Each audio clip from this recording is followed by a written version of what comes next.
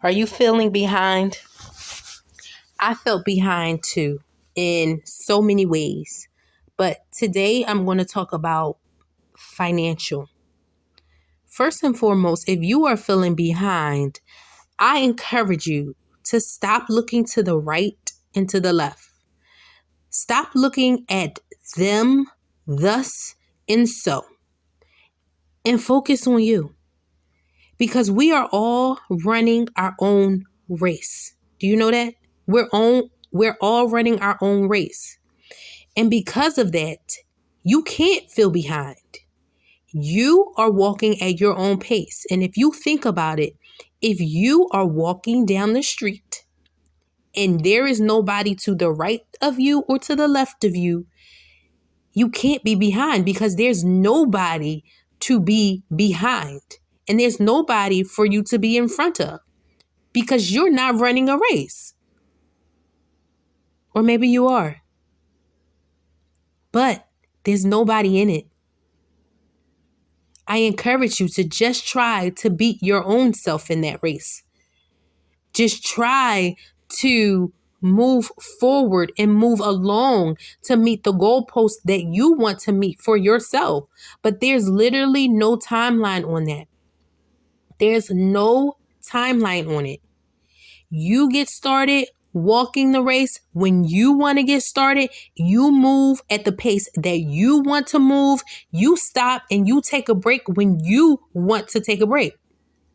So maybe it is a race, but it's your own race because you're acquiring medals on your terms. You're hitting the goals on your terms, not anybody else's terms, not anybody else's. And because of that, I want you to stop thinking that you are behind. There's no behind.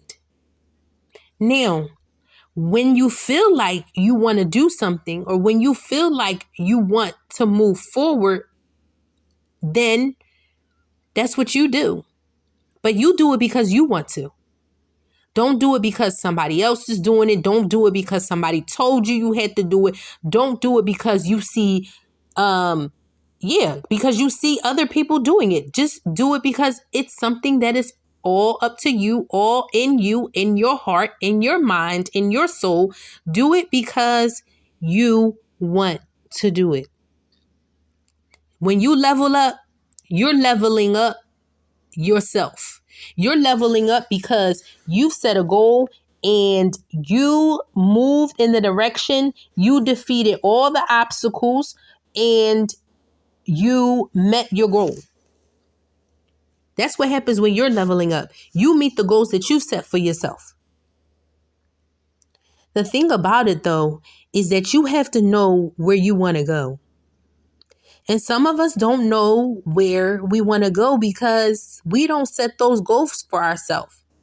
And I don't know why people don't set goals for themselves. People don't literally sit down and write down the goals for themselves because I don't know, maybe people think that they can't achieve them. Maybe because people think that other people are ahead of them in that game. Maybe because they feel like other people are doing them and as a result, they can't do them either. I don't know why people don't set goals for themselves. Maybe it has to do with fear.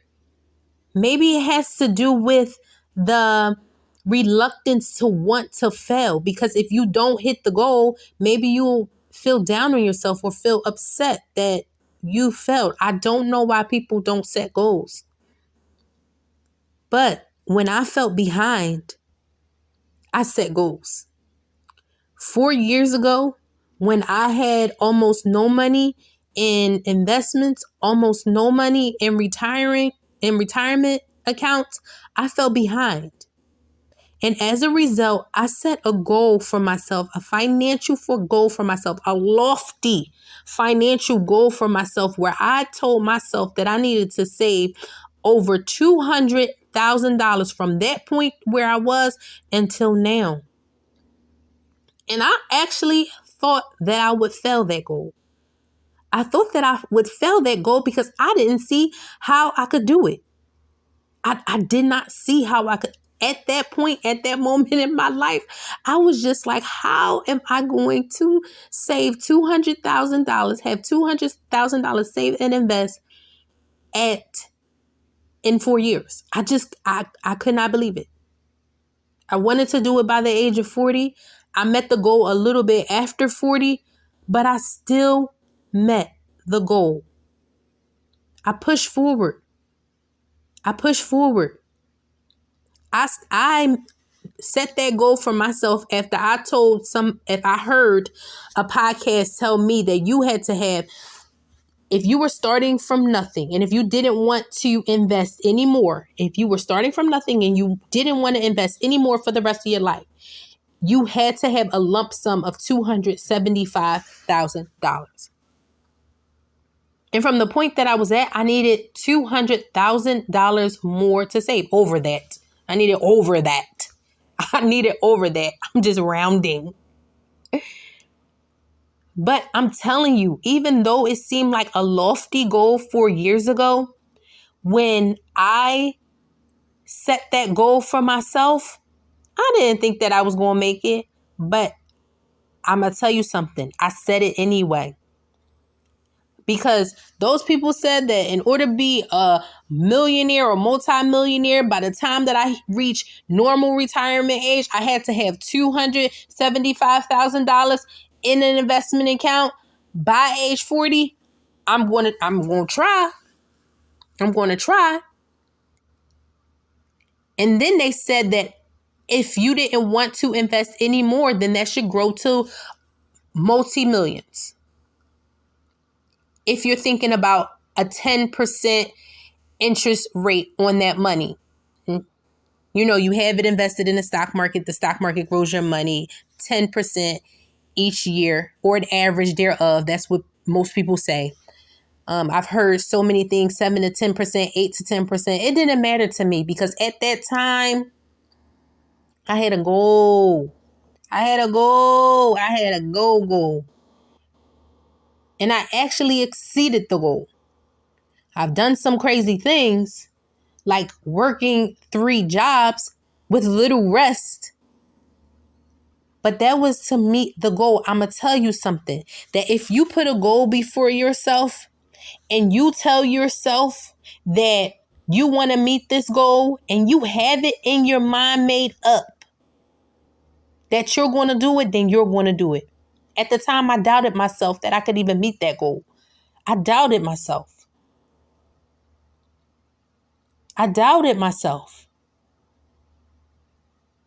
But I did it. I exceeded it. And I'm proud of myself, not because of the money in and of itself. So what? I'm proud of myself because I had a goal. There were obstacles set before me. There was some doubt. But with the help of God, I was able to move forward in the right direction. I really was.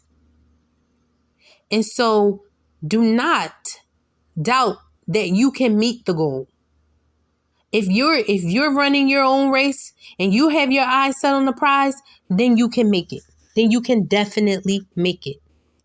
So as a result, I implore you to know what that goal is, to start,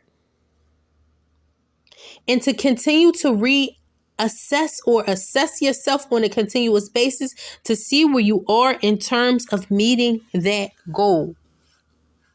And even with the goal thing, right? Even though I'm such a big proponent of setting a goal, because that's the only way you know where you want to be in life 5 years from now, 6 years from now, or however long you set that goal out for.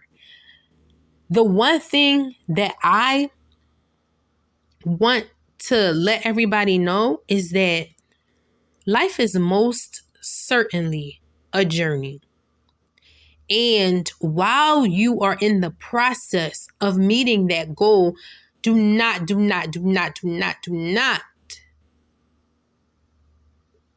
have that be the only single sole thing that you focus on in this life.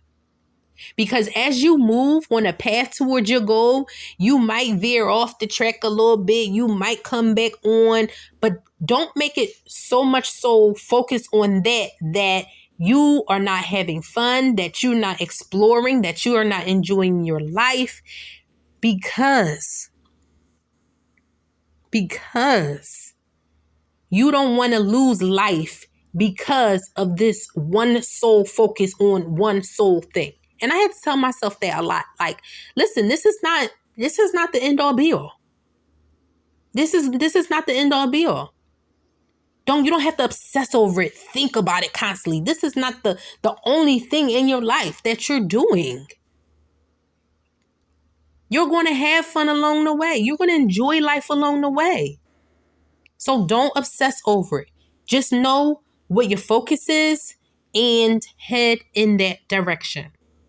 There are so many goals that I've set, and I tell you that I have met the majority of my goals at this point. So much so that I'm at the point where I'm like, I don't need to set any goals, but I still do. I've met them because I've worked on them. And I'm telling you, it's not that I have a goal and I meet it next year. Like, I had a goal to move to another state. And I'm going to tell you, that was a decade in the making. That was a decade in the making. Trying to convince my husband and trying to get a job, of which I still don't have a job in my new state. Right? But I was able to save for a down payment while saving and investing money for other things. I was able to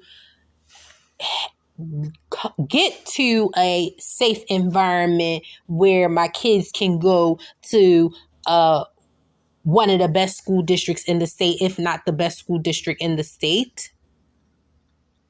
I was able to get to a place where there was peace and little gun violence and little crime. And those are all the things that I had dreamed of. But that was a decade ago.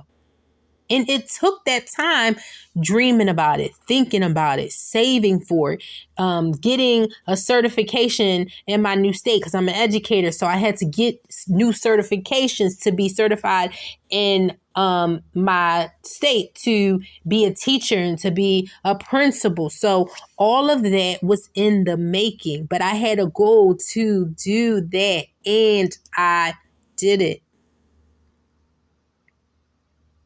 Right? Had a goal to be debt free. That was not overnight. No, nothing ever is. But we fight for what we want. We always go after what we want. We pursue it. And we get there eventually. Of course, you don't get there without any hiccups, without any obstacles, ups and downs, turns around, crazy situations, people in your way trying to stop you, people in your way trying to talk you out of it. Yeah, you want to be that. It's going to be that. It's going to be all of that.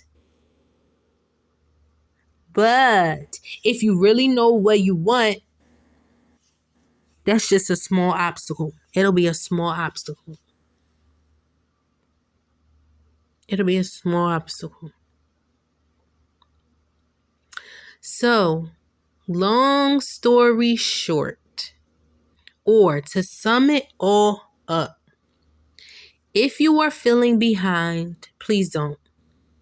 Because we all run our race at the pace that we want because there's nobody else jogging or running alongside us but us. As long as you know where your goal is, you can speed up when you're ready. You can slow down when you're ready. You can stop and take a break when you're ready because it's all about you. And when you want to meet your goal, there's no need to look to the right or to the left because you're jogging on this street by yourself. You're running this race by yourself. So there's no need to compete, to covet, to want anybody else's stuff. what they have, their job, their money, their goals, their whatever they got. You don't want it. Because you doing this. You doing this. And you got this. You got this.